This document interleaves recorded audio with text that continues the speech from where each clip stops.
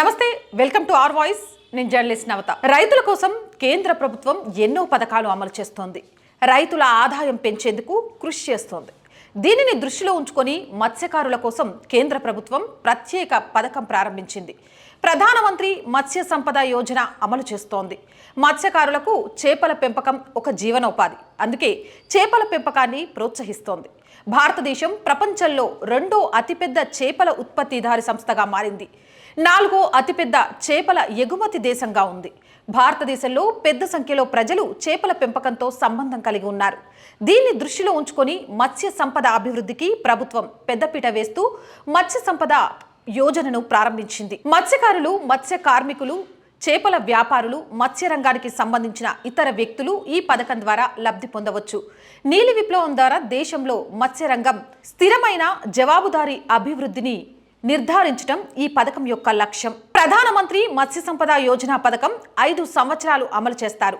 ఇది 2020-2021 ఆర్థిక సంవత్సరం నుంచి 2024-2025 వరకు వర్తిస్తుంది. ఈ పథకంతో మత్స్య రంగంలోకి తీవ్రమైన లోపాలను తొలగిస్తారు. సంవత్సరానికి 9% చొప్పున మత్స్యరంగం పెంపుతో 2024-2025 నాటికి 22 మిలియన్ మెట్రిక్ టన్నుల ఉత్పత్తి లక్ష్యం నెరవేరుతుంది. చేపల పెంపకానికి నాణ్యమైన విత్తనాల సేకరణ, మెరుగైన నీటి నిర్వహణ ఈ పథకం ద్వారా కల్పిస్తారు. ఈ పథకం ద్వారా పట్టణ, గ్రామీణ ప్రాంతాలలో చేపల పెంపకంతో ప్రత్యక్షంగా లేదా పరోక్షంగా అనుసంధానించబడిన ప్రజలందరికీ మెరుగైన ఉపాధి, ఆదాయ అవకాశాలు లభిస్తాయి. ఇది మత్స్యరంగంలో పెట్టుబడులను ప్రోత్సహించడంలో సహాయపడుతుంది. మత్స్య పరిశ్రమతో సంబంధం ఉన్న రైతుల ఆదాయాన్ని రెట్టింపు చేయడంలో ఈ పథకం చాలా ఉపయోగపడుతుంది. ఆక్వా పరిశ్రమకు మద్దతుగా అత్యాధునిక ఇంటిగ్రేటెడ్ సదుపాయాలను కల్పించడం ద్వారా మత్స్యరంగం అభివృద్ధికి, ఆ రంగంలో భాగస్వామ్యులైన అందరికీ అవకాశాలను కల్పించినట్టుగా అవుతుంది.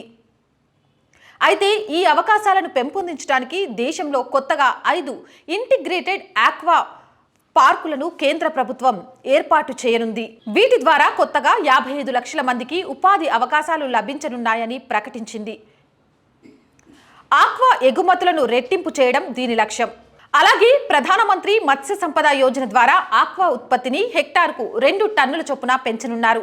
దేశంలో ప్రస్తుతం హెక్టార్కు 3 టన్నుల చొప్పున ఆక్వా ఉత్పత్తి జరుగుతుండగా దీనిని 5 టన్నులకు పెంచడమే లక్ష్యంగా ముందుకు వెళ్తున్నారు. కేంద్ర ప్రభుత్వం మత్స్యకారులను ఆదుకునేందుకు ప్రధానమంత్రి మత్స్య సంపద యోజన పథకం ద్వారా నూతన పడవలను అందించేందుకు శ్రీకారం చుట్టింది. చేపల పెంపకం వ్యాపారాన్ని ప్రారంభించడానికి సబ్సిడీ అందిస్తున్నారు. పీఎం మత్స్య సంపద యోజన సెప్టెంబర్ 2020న ప్రారంభమైంది. ఈ పథకం కింద చేపల పెంపకం వ్యాపారం ప్రారంభించడానికి షెడ్యూల్ కులాలు మహిళలకు 60% గ్రాంట్ అందజేస్తారు. మరోవైపు మిగతా వారందరికీ 40% వరకు సబ్సిడీ అందిస్తారు. మత్స్యకారులను ప్రోత్సహించేందుకు కేంద్రంలోని బీజేపీ సర్కార్ అనేక కార్యక్రమాలు చేపడుతుంది. కేంద్రం చేస్తున్న కార్యక్రమాలకు రాష్ట్ర ప్రభుత్వం తోడైతేనే లబ్ధిదారులకు ఆ ఫలాలు చేరతాయి. కేంద్రానికి రాష్ట్ర ప్రభుత్వాలు సహకరించకపోతే మత్స్యకారులకు కేంద్రం అందిస్తున్న పథకంపై కనీస అవగాహన ఉండడం లేదని చెబుతున్నారు. సబ్సిడీ లాంటి విషయాలను ప్రతి గ్రామంలో అధికారులతో అవగాహన కల్పించి ఉంటే ఎందరికో లబ్ధి చేకూరేదని, కానీ రాష్ట్ర ప్రభుత్వాలు కేంద్ర పథకాన్ని పట్టించుకోకపోవడంతో ప్రయత్నం వృధా అవుతుంది అంటున్నారు.